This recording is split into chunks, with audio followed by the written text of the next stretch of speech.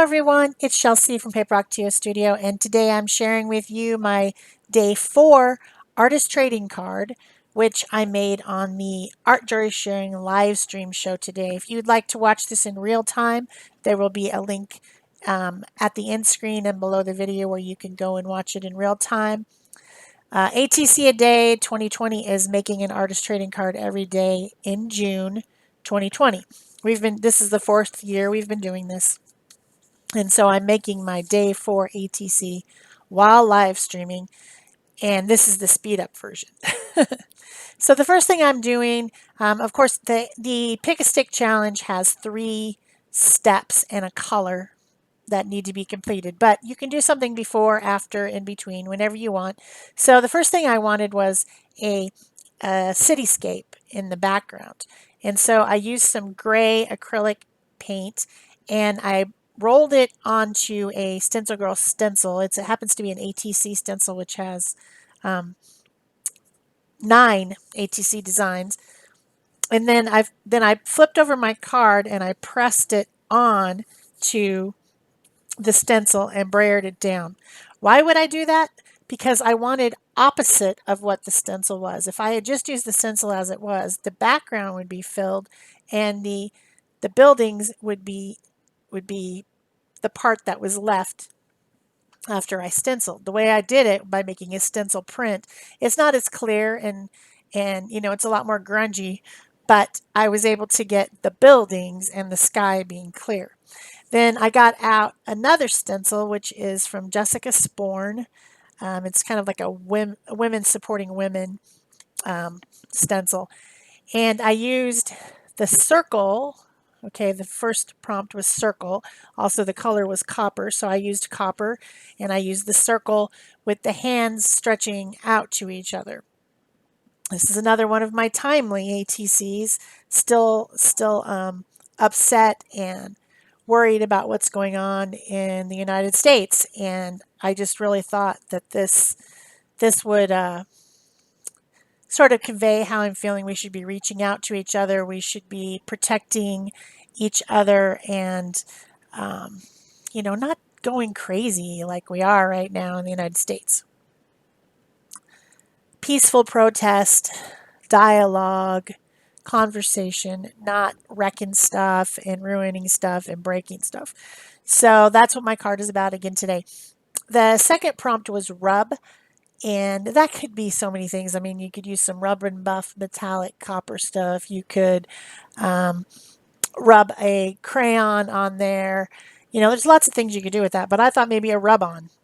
So I have some rub-ons that I think I bought at Tuesday Morning a couple years ago, so they're not going to be, this particular one's not going to probably be available at this point, but there are rub-ons out there. All it is like a plasticky stuff in a design, and then you put the sticky side down and you rub it with something like a popsicle stick that usually comes with it, or in this case I used my bone folder, and then when you peel it away, whatever stuff was on the backing paper is left on your project. So this one says, dare to dream. You know, dare to dream about a better place, a more happy population on this earth, and a happier earth.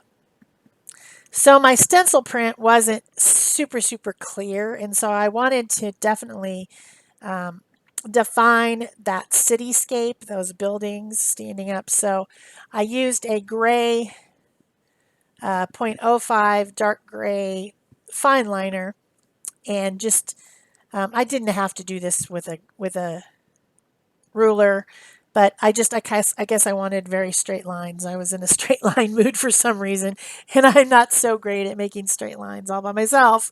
So I used the ruler to just kind of go around the tops and sides of those little skyscraper looking buildings. I was talking about the Pick a Stick challenge and how it works for people who are new to Art Joy of Sharing. This is the 6th year that we've offered these challenges, these randomly picked one-word prompts, but we do it in Art Joy of Sharing art community on Facebook now instead of doing it in the separate Pick a Stick challenge. We had too many groups going on at once. So Pick a Stick is still available. You can come and join Art Joy of Sharing, and we put them out at the beginning of the month. And you can do them or not do them, share them or not share them. That's how it works in Art Joy of Sharing. We just want everyone to have inspiration and to do something creative and share it with other people so that we can make the world a more colorful and happy place. So once my buildings were done, I think I was going to move on to the next step, which is watercolor. And I have my little gel plate out. I had said I was going to mess around with these Arteza watercolor tubes on the gel plate. Still haven't done it. I've been real busy with doing nothing. So I figured I would put my watercolor background on there with the gel plate to see how that would go. So I picked a couple colors, a darker color and a lighter color that are both blue. I think it's stone blue and cerulean blue that I picked. I found those tubes in the big box of 60 watercolors and got out my brayer. This gel plate is, I believe, 5x7. It's a smaller one, so it's good for ATCs because it's, you don't need to get out the big giant one if you're going to do ATCs, right? And I'll probably do some more watercolor background ATCs with this method just, to play around and see how it goes on a different day. But today I just needed to get that watercolor on there. So I put a little drop of the two colors and I got out my brayer and brayered them across, mixed the colors together across the plate. And then I have this water bottle that makes a mist. It's just a misty water bottle. It doesn't make a squirt. And I held it up pretty high and just kind of let the mist flow down onto the gel plate just to get that watercolor a little bit wet and see what kind of effect we get. And then I just turned my card over, which, by the way, the card is made out of 140-pound watercolor paper, so it should react like a watercolor. So I ended up with the darker color at the bottom and the lighter color at the top. I did blot a little bit. What I was thinking to myself is any place that there's something plasticky on there, which the acrylic paint would be plasticky, the rub-on would be plasticky, it should resist the watercolor, right? But I might need to blot or wipe a little bit to get it off the places that are where it's not supposed to stick to. Or I could mist it again and it would probably run off, but I didn't want to get it really wet because we're doing live stream. I didn't want to sit around waiting for the color to dry. I also used the rest of the watercolor and made another one, which I'll probably I end up using for day 5. So I took my kind of partially wet baby wipe and wiped back the copper moon and also the plasticky areas where the rub-on are, just to get some of that watercolor off and bring the color back to normal. And then this is the palette that I made with the Arteza watercolors. 24 of the 60 colors are in this palette, and those are the ones I used for the painting that I did when I was demoing these Arteza watercolor paints. So grabbing a watercolor brush, I think this is my number 10 Princeton, and I'm just going to add some other colors in. Just blue and copper is not all that pretty. Need some more something.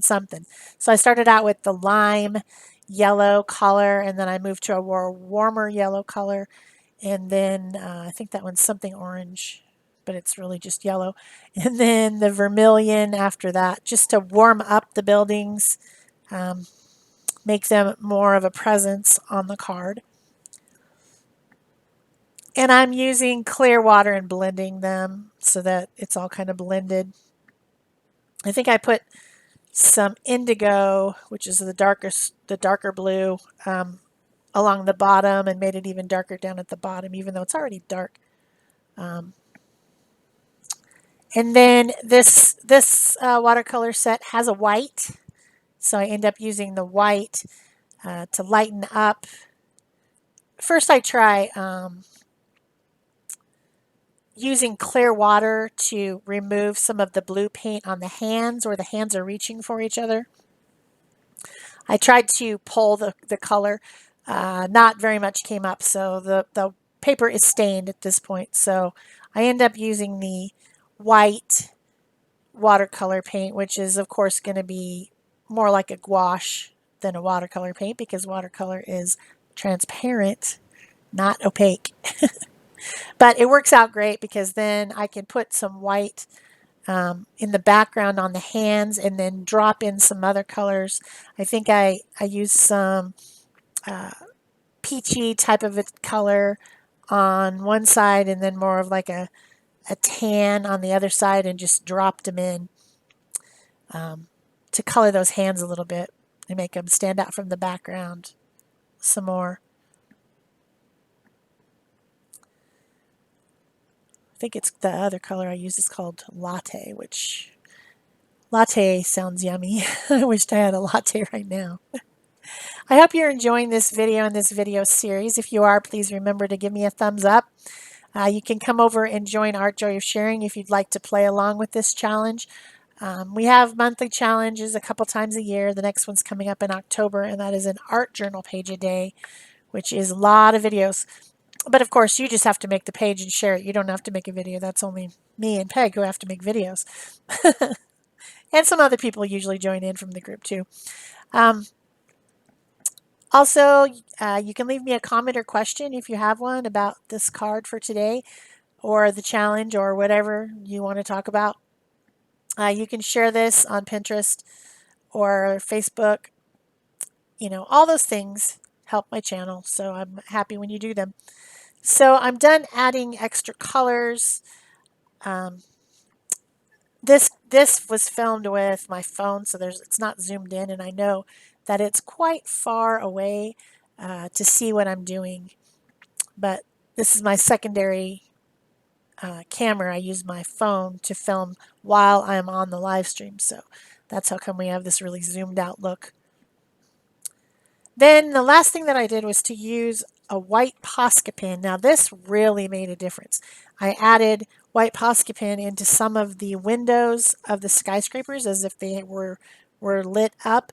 I added dots to the background with the white Posca pen to make stars in the sky. And then I added just a little bit of white highlight on the hands. And it made a big difference to have that white contrast against all the dark backgrounds. I'm really happy with this card in the end. I also did make just a few little black sketchy lines around the buildings, not all the way around them like I did with the gray pen, but just a little bit here and there. Because I had that black at the bottom with the words, I wanted to add some black in some other places.